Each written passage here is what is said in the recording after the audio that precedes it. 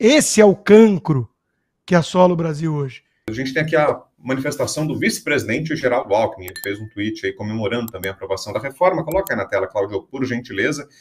O vice-presidente Geraldo Alckmin escreveu: festejamos com a sociedade brasileira a aprovação pelo Congresso Nacional da reforma tributária, uma conquista para o desenvolvimento econômico depois de 30 anos de espera. O Brasil entra no clube dos países com um sistema tributário simplificado para a melhoria do ambiente de negócios. Parabéns ao presidente Lula por liderar esta reforma estruturante e decisiva e o ministro Fernando Haddad pelo trabalho competente realizado.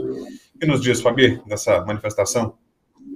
É o que eu falei anteriormente, vamos deixar registrados os nomes envolvidos nisso tudo. Então, o Alckmin, né, aqueles que alguém tinha esperança, né, de quem sabe ele assume, é esse que está dando parabéns por essa reforma tributária, dizendo uma barbaridade de uma fake news aí, falando que o sistema é simplificado, que vai melhorar o meio ambiente de negócios. Não vai. Isso é irreal, não tem dados. Como diria, sem provas, Geraldo Alckmin afirma que reforma tributária proposta pelo PT vai melhorar os negócios no Brasil, né? Ou não é nada científico. Então, pelo amor de Deus, gente, registrem.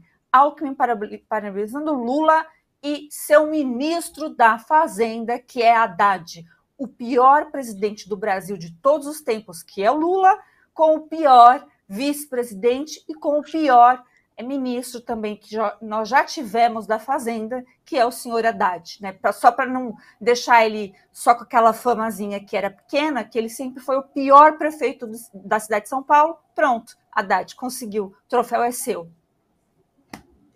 Ô, Serrão, a gente estava falando em lobbies antes, né, negociações dos setores. O Ministério aí do Geraldo Alckmin, né, da indústria, é um dos mais ativos, né, nessas negociações aí. A indústria também soube colocar os seus interesses em jogo aí nessa tramitação da reforma tributária, tendo como o grande porta-voz o ministro e vice-presidente Alckmin, né, Serrão? Dependendo que setor da indústria, mas na verdade, se o vice-presidente Geraldo Alckmin não fosse amigo do ministro Alexandre de Moraes, pelo que ele falou, escreveu nesse post aí, ele estaria facilmente incluível no inquérito do fim do mundo por ter praticado uma fake news violenta do ponto de vista econômico. Sistema tributário simplificado, ele só pode estar de brincanagem conosco.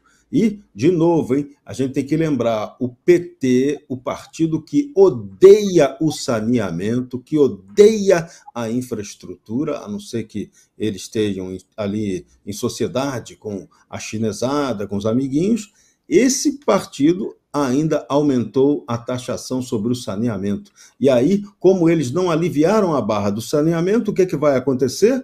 O custo das empresas vai aumentar. E quem que vai pagar a conta? Adivinha?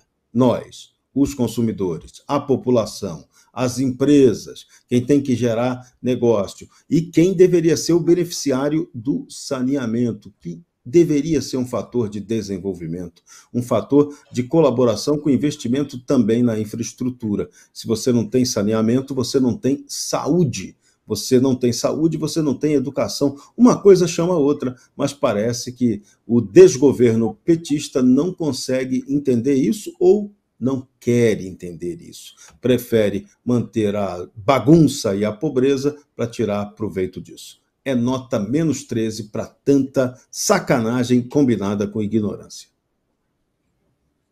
E além da sobreeconomia, tem um outro número muito preocupante agora, que é o seguinte: dívida pública deve atingir pico em 2027, diz Tesouro.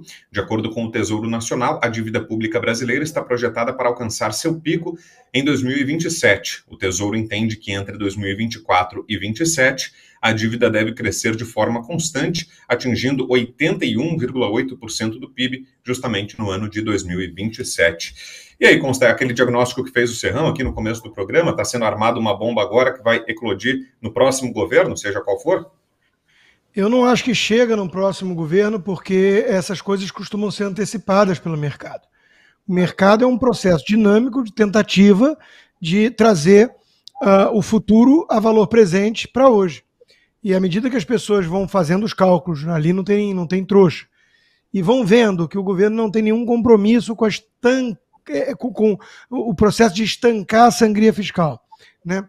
e vai só somando, juntando mais dívida nesse montante gigantesco, para um país emergente, um país em desenvolvimento, como o Brasil, que precisa se financiar no mercado e tudo, isso é insustentável. Mais de 80% do PIB de dívida.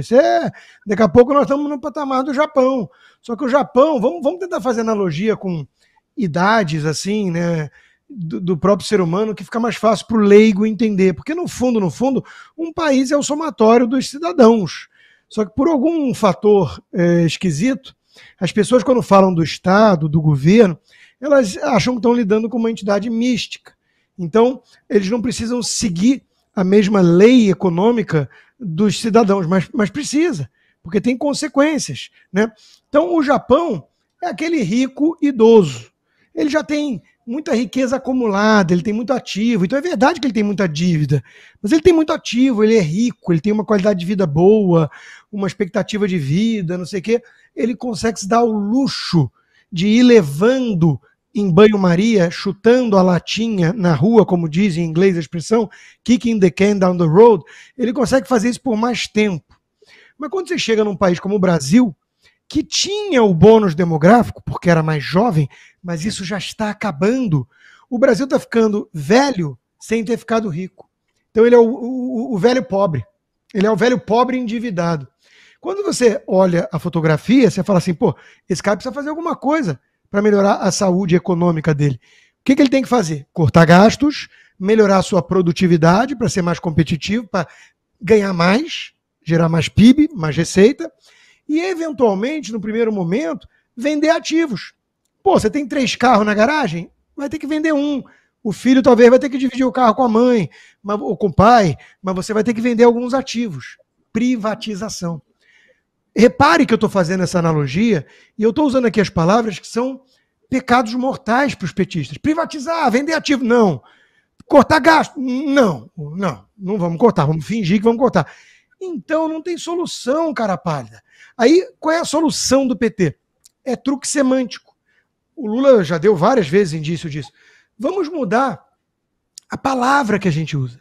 Se ao menos eu chamar de investimento o gasto com educação, tudo está maravilhoso. Então, veja a situação. Vamos voltar para a minha analogia.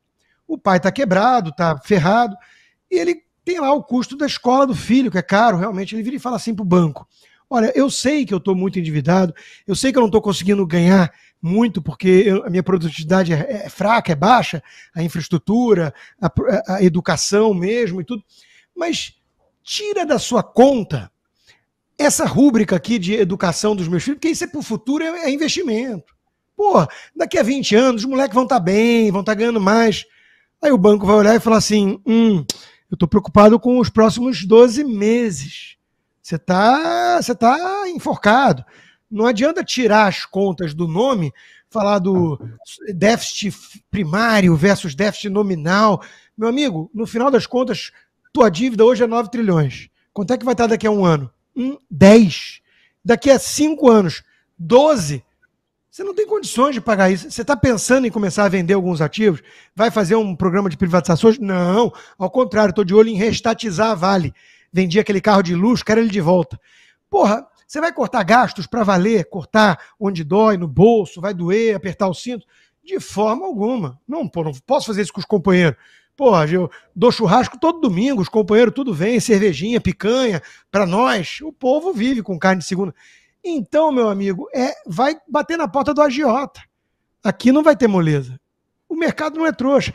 Eu espero ter explicado no linguajar mais popular possível o que está acontecendo com o Brasil e o que vai acontecer ainda.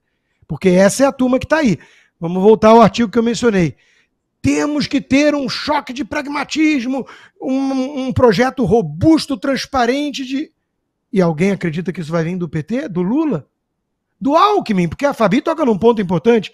Muita gente olha para o Lula, fica meio apavorado, mas fala, a Simone Tebet, tão bonitinha, fofinha, a Steppe, o Alckmin, discreto. Eu acho até que ele já foi da Opus Dei, é fake news, mas tudo bem.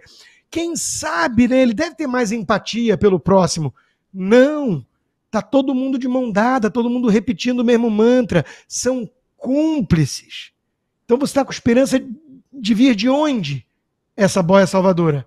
Eu gostaria de saber, porque eu estou com dificuldade de enxergá-la. Assista também o Bradock Show ao vivo. Para falar aqui de economia, olha só, vamos falar do mercado financeiro, do câmbio. Hoje foi um dia muito tenso, mais um dia de muita tensão no mercado financeiro. O dólar chegou a bater R$ 6,20, foi o maior valor da moeda americana já registrado no mercado brasileiro. Mais um recorde foi batido, 6,20. No fechamento acabou arrefecendo um pouco, recuou um pouco por causa dos leilões feitos pelo Banco Central, mas mesmo assim, o dólar ainda num patamar muito alto, R$ 6,09. E aí, durante o dia, o que chamou muita atenção, viralizou aí nas redes sociais, foi o comentário da Miriam Leitão, jornalista da Globo News, que explicou essa disparada do dólar, atribuindo a culpa ao ex-presidente Jair Bolsonaro. Vamos ver. Não é explicação que amenize, porque não houve uma deterioração fiscal grave nos últimos 2 anos que levasse a esse resultado. E digo mais, o governo Bolsonaro, ele pedalou. Ele deixou de pagar 93 bilhões de dívidas vencidas, judiciárias vencidas, que tinha que pagar, e quem pagou foi o atual governo. Então isso fez um déficit maior no ano passado, e esse ano vai ser um déficit muito menor do que no ano passado, e além disso, muito menor do que o próprio mercado esperava. Então, concordando com a irritação da minha colega Daniela, eu estou aqui dando... E justamente da colega Daniela, que foi mencionada aí pela Miriam Leitão, que é a Daniela Lima, tem um outro vídeo aí separado, não é isso, Cláudio? Se estiver no ponto, já pode rodar. Recebi mensagens de integrantes da direção do Banco Central a respeito de uma fake news que está circulando e foi enviada a gestores do BC, de novo, gestores do Banco Central, para perguntar: isso é verdade? Trata-se de fake news veiculada numa rede social por um perfil que se auto-intitula um local, eu não vou dar o nome do perfil, onde você fica por dentro de notícias de geopolítica, economia e política trazidas por brasileiros expatriados e sem censura. É um perfil de fake news, da grossa, assim. Esse perfil de fake news da grossa, que apresenta-se dessa forma, um perfil de notícias de expatriados, fez uma série de postagens que estão sendo printadas e replicadas por operadores do mercado financeiro, que colocam na boca do próximo presidente do Banco Central, Gabriel Galípolo, declarações que ele nunca deu. Seja salvaguardando moeda do BRICS, ou ali falando sobre alta artificial de dólar, coisa que ele não falou, ou dizendo que a meta é fazer com que a moeda volte para um patamar X, Y, Z. Os integrantes do Banco Central levaram isso até a diretoria, que diz: cara, só rindo, mas não é só rindo, tem gente do mercado que está... Fabiana Barroso, já sabe, né, Fabi? Contigo. Comentar essa mulher, vou te contar uma coisa. Primeiro, assim, a gente precisa rir um pouco, né, gente? Diante de tanta tragédia, vamos tentar realizar essa cena. O pessoal do Banco Central, assim, completamente nervoso com tudo que está acontecendo, o pessoal do mercado financeiro, que geralmente está na Faria Lima, mas não é também só uma regra, fala: peraí, vamos parar tudo, amiguinhos, para tudo, para. Vamos lá no X, porque tem perfil publicando fake news e isso está especulando o mercado. Teve gente, já que ela quer falar disso, teve gente da esquerda com perfil de maluco, né, no Twitter, não vou falar o nome, vocês procurem, tem gráfico falando: olha a especulação do Twitter, olha como aconteceu no mercado. Vocês estão ficando doido, né? Assim, qual o apego que essa pessoa tem com a realidade? Nenhuma. E outra coisa, mas que telefoninho poderoso, hein, amiga? Só tem meleca, porque só te ligam e só te contam tragédia, né? E você, sem filtro, pum, passa, que é uma beleza. Mas dizem, né, porque eu não vi, que hoje está divertidíssimo acompanhar o pessoal lá da Globo News. Aliás, quando eu sair daqui, eu faço questão de dar uma olhada nos vídeos, né, nas redes sociais, para não dar ibope para eles, mas nas redes sociais, porque tá uma choradeira, tem gente falando a verdade, né? Gente deles. Só começou agora. Daniela, minha filha, né? Você falando grossa é você que ri de nós, brasileiros, né? Porque aquela risadinha de deboche, hoje não tinha. Fala, Serrão. culpa do Bolsonaro e culpa dos especuladores da direita na rede social. Nossa, isso é o fim da picada, né? Por isso que a gente tem que lembrar, olha, governo acaba ou é antecipado o seu fim quando tem crise econômica. E essa crise econômica, quem está causando é exclusivamente a falta de uma política real de governo do PT. O partido que teve a coragem de ter uma candidatura à presidência da República que, como Constantino lembrou ainda agora, não apresentou um plano de governo, mas que, curiosamente, teve a capacidade de processar todo mundo no Tribunal Superior Eleitoral que dissesse que ele não apresentou o plano de governo. Só que ele não apresentou o plano de governo, ponto. E agora a gente está vendo o desgoverno. Esse é o ponto 1. O ponto 2, esse desgoverno do PT, Constantino, está fazendo uma privataria. Só que uma privataria no estilo capimunista. O que eles estão fazendo? Quem que está pegando o Brasil? O chinês. Só que o capital chinês ele é controlado, as empresas chinesas que estão comprando empresas brasileiras têm o seu capital controlado pelo Partido Comunista da China. Logo, estamos fazendo uma privataria capimunista no Brasil. É uma inovação também dessa era PT. E eu insisto, quero ver como é que o Donald Trump vai lidar com isso. O chinês comprando terra, o chinês botando empresa de satélite fake, que na verdade vai só utilizar o Brasil para botar bases territoriais para essa empresa de satélite, para a China poder atuar por aqui. Não, nada contra o domínio chinês, contra o empreendedorismo chinês. A gente só tem que lembrar que as empresas chinesas são controladas pelo Estado chinês. Então aqui se privatiza, na verdade, estatizando para o chinês que está pegando a gente. Então, essa é a privataria capimunista. Também dá para entender fácil esse conceito, né, Costa? Fala, Consta. Pois é. Bom, sobre Miriam Leitão e Daniela Lima, né? A única coisa que eu tenho a dizer sobre isso é o seguinte: quem se informa pela Globo News merece se lascar. O problema é que as pessoas ferram o Brasil todo junto, né? Mas hoje em dia, são militantes, a Daniela Lima, inclusive, muito raivosa, né? Militantes que espalham as fake news que denunciam em outros. Então, de repente, o câmbio disparou por culpa do Bolsonaro e de fake news, de um site aí qualquer, de uma página qualquer.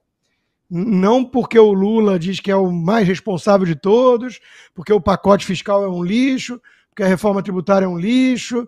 Não por isso, porque as estatais voltaram a dar prejuízo, né? Tudo isso uma piada de mau gosto, uma palhaçada, né? Elas estão nesse papel de tentar enganar. Eu até fico às vezes na dúvida quando eu vejo uma e outra. Foi interessante que a gente trouxe as duas juntas, porque eu fico na dúvida de quem mereceria o troféu de ouro, né, de funcionário do ano do PT. Porque as duas se esforçam muito, é muito empenho em tentar enganar, ludibriar o público. Mas o público não é trouxa. Então, as pessoas estão vendo que a coisa está desandando, que a economia descarrilhou, né? E elas vão ter que ficar nesse papel ingrato. Meu Deus do céu, imagina. Olha, eu falei ainda há pouco lá, uma previsão do Tonizon, esqueci o sobrenome dele, de que vai ter uma geração criada de Uber e meninas do OnlyFans, digamos assim. Mas eu não tenho a menor dúvida de que há muito mais dignidade na mocinha que está tentando ir para o OnlyFans para pagar as contas do que virar jornalista da Globo News hoje em dia. Eu não tenho a menor dúvida. Mudando de assunto, olha só, vamos falar, saindo um pouquinho da pauta econômica, falar sobre o inquérito das fake news que foi prorrogado de novo, gente. O ministro Alexandre de Moraes, do Supremo Tribunal Federal, prorrogou nesta segunda-feira por mais 180 dias o inquérito das fake news. Segundo informações divulgadas pela própria corte, o novo adiamento da conclusão do caso se dá para complementar as apurações sobre o chamado Gabinete do Ódio, inclusive com a determinação de mais 20 depoimentos. O inquérito foi instaurado pelo então presidente do Supremo Tribunal Federal, Dias Toffoli, lá atrás, em 2019. E aí, Fabi, o que nos diz dessa nova prorrogação? Olha, deu vontade de chamar meu amigo Emerson, que todo mundo aqui conhece, que é um dos advogados aí dos inquéritos, que ele canta parabéns, ele leva até bolo, Daqui a pouco vai debutar, a gente vai ter que fazer uma festa, né, para um inquérito. Não tem precedente disso, tá, gente? Não tem. 6 anos. 6 anos. E essa desculpinha é sempre assim. Todo presidente do Supremo que assume fala, olha, a gente vai dar um jeito, né, de encerrar esse inquérito. Aham. E aí, Barroso? E aí, ministro? Tá achando seu colega que tá prorrogando por mais tempo, 6 meses, já tá virando o ano e vai continuar? Vai falar nada não? A gente já sabe que não. A gente já sabe que por conta da ação e por conta da omissão de muitos, né? Aliás, o pessoal da Cartinha da Democracia, cadê vocês? Eu sei onde vocês estão, mas cadê? Cadê? Vocês estão gostando? Porque, assim, mais 20 pessoas, que quem sabe é a mídia que traz essa informação, a mídia que é amiga deles, né? Nós não, a gente tem que falar a informação, como diria, né, a Azedinha lá, informação que vem no celular da fofa. Mas os advogados não têm acesso, não teve ainda acesso integral aos autos. Todos tiveram acesso lá ao apenso 70. Então é assim, fora que esses autos são físicos, né? Tempo de modernidade, adianta nada, Barroso, você ficar falando com a Maria lá, que é uma inteligência artificial, se os processos do Supremo e os processos do gabinete do ministro Alexandre de Moraes estão físicos em Brasília, sabe? Então, assim, vocês não confiam em nada eletrônico, é isso? Não vou dar exemplo, tá estranho, né? É uma questão de coerência. Eu não tenho mais o que falar, porque, para mim, a morte da justiça no Brasil já ocorreu, né, pelo judiciário. E até vejo as pessoas indignadas agora falando da economia. É que, para mim, eu já velei o Brasil. Quando não tem justiça, não tem nada. Só que agora a gente está vendo também a economia. E não tem, né, como entrar na justiça para fazer alguma coisa, porque se entrar, pode piorar. Você pode tomar uma regressiva, que significa que você pode ser processado pelo judiciário. E ai de quem falar também, porque já hoje, nessas movimentações, foi dito, né, que os ministros que não tem muito o que fazer, a não ser encher o saco do brasileiro, tá já procurando gente a quem processar para falar dessa especulação do mercado. Fala sério, senhores. Vocês estão de brincadeira. Eu vou usar o termo do Serrão hoje. Né? Vocês estão de brincanagem. Mas estão, assim... Gente, eu não tenho mais o que falar sobre isso, porque não são mais argumentos jurídicos. São argumentos completamente políticos. E salve-se quem puder. Se sinta ainda privilegiado se você não entrou em um desses inquéritos. Agora, consta mesmo que seja encerrado algum dia esse inquérito, será que faz diferença do ponto de vista prático? Ou será que tem o risco de que sejam abertas novas investigações ou anexados, criadas conexões com outros inquéritos? A perseguição continuaria da mesma forma ou será que não é constante? Pois é, Abraão, boa pergunta, porque há precedente. Quando tínhamos um PGR, né, na figura de Raquel Dodge, houve uma certa pressão, ele mudou o nome, abriu outro. Esse original aí, que está competindo com meu filho em idade, né, está um pouquinho atrás só, vai fazer 6 anos daqui a pouco, como disse a Fabi, o companheiro decano na época, né, Marco Melo, chamou de inquérito do fim do mundo, né? Então não termina e cabe tudo. Eu estou lá, né? Eu denunciei em cortes internacionais e hoje eu sou um réu desse inquérito, um investigado, né? Já cansei de pedir para que ele transforme em algo público o meu caso, a minha investigação. Eu acho que seria divertidíssimo ver a Globo pensando meus tweets públicos e falando, olha o que o Jagunço lá, né? A Globo não chamaria assim, né? O grande perito teve que usar criatividade e conseguiu aqui um tweet do Rodrigo Constantino elogiando as Forças Armadas Americanas. Veja como ele é golpista. Sendo que é uma passagem que está no meu livro Esquerda Caviar de 10 anos atrás. Mas tudo bem, né? O ponto é o seguinte, como todo mundo sabe, né, eu vou enfrentar aí nos próximos meses um tratamento de câncer, já tem mais de 95%. Hoje, por um acaso, eu tive que fazer um PET scan. E mesmo com o seguro, e olha, se o sujeito não tiver seguro de saúde nos Estados Unidos, ele está lascado. É o melhor lugar do mundo para tratar de câncer, mas é caro, né? Hoje, mesmo com um bom seguro, eu tive que deixar lá $2.500. Isso já no dólar de 6 e pouco, aí já dá 15 pau. Compra um carro quase daqui a pouco aí no Brasil, né? Pelo menos uns 5 Chester lá para o Natal. Então, é dinheiro para burro. Por que eu estou falando isso? Porque o Alexandre de Moraes confiscou, vamos fazer 2 anos agora, Meu dinheiro todo, minhas contas bancárias do Brasil todas travadas, congeladas. Eu já falei com o Emerson, já que a Fabi citou, né, o nosso advogado aí, para ele entrar com mais uma moção. Claro que a gente sabe que esbarra no próprio STF, não dá em nada, mas tem que fazer. Eu já falei com ele. Vamos entrar, assim que tiver todo o plano de tratamento, o custo estimado, vamos entrar e vamos pedir a liberação dos recursos. Eu sou um cidadão brasileiro também, né? Isso tudo vai ficar cada vez mais acumulado e pegando muito mal nas cortes internacionais, onde eu também já acessei para condená-lo, né? E todo o resumo da ópera é o seguinte: eu não tenho a menor dúvida, Brown, que eu vou me livrar do câncer que me acometeu aqui, mas muito antes do que eu vou me livrar do cancro que vem do Supremo. Porque ninguém acredita que em 6 meses vão encerrar esse troço para valer. Então, é uma situação, uma mistura de distopias, né? Kafka, George Orwell, o Fahrenheit, que queima livro, censura. Estou sob censura prévia. Não é que eles pegaram as minhas publicações A, B e C e disseram isso aqui foi criminoso e tem que tirar. Eu não posso abrir uma nova conta. Isso é a definição de censura prévia. Mas a Carmen Lúcia está ok com isso. Por isso que eu não guardo rancor só eu não vou dizer que a culpa é só do Alexandre, não. Esse pessoal todo está unido para ferrar o Brasil. Mas fiquem tranquilos que, enfim, preciso relaxar um pouquinho também. Eu não guardo rancor. Eu só lamento. Eu consegui fugir, de certa forma, deles. Pegaram meu passaporte, pegaram meu dinheiro e minha liberdade de expressão no Brasil. Mas eu consegui me tornar um cidadão americano, posso mandar eles para aquele lugar se eu quiser hoje, né? E eu estou livre, de certa forma, agora. E o Brasil? E os meus compatriotas? E a turma toda que eu venho defendendo há tantos anos? Esse pessoal está ferrado, né? Então, de novo, o Brown, esse é o cancro que assola o Brasil hoje. É o STF nessa composição atual. Golpistas. São golpistas. Fala, Serrão. É lamentável tudo isso que aconteceu. Esse inquérito é o maior erro da história do Brasil. Nunca houve algo nesse tipo em nenhuma das ditaduras que nós tivemos. Estamos assistindo a uma absoluta perversão do Estado de Direito. O modelo juristocrático hoje em vigor, ele é absolutamente a corrupção do Estado de Direito, corrupção sistêmica do Estado de Direito.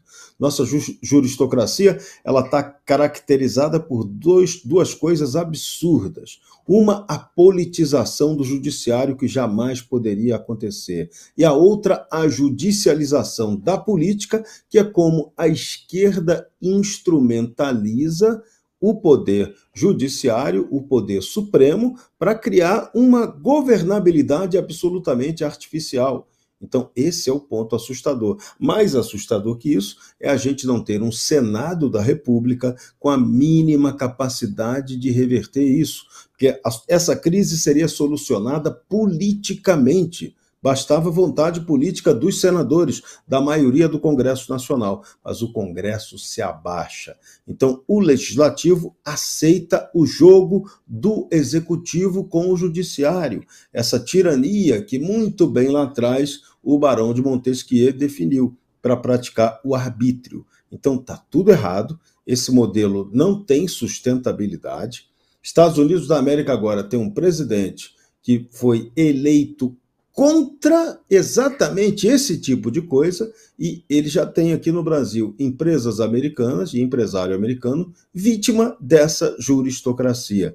Você pensar que isso não vai ter algum tipo de reação é ser otimista demais, é estar vivendo em outro planeta. Então, a situação é grave, vai ficar pior. Agora, uma solução de uma crise que o brasileiro, o Congresso brasileiro deveria ter resolvido, pode ser que ela acabe sendo resolvida por questão externa, ou ela acabe sendo resolvida com a precipitação do desgaste do governo Lula, que eu insisto, o governo cai quando a economia vai de mal a pior. Bolsonaro. Não conseguiram derrubar Bolsonaro porque Bolsonaro teve um bom desempenho econômico. Se Bolsonaro tivesse com problema econômico, ele teria caído facilmente pelas armações que foram feitas contra ele. Lula nem precisa disso. vai cair de podre.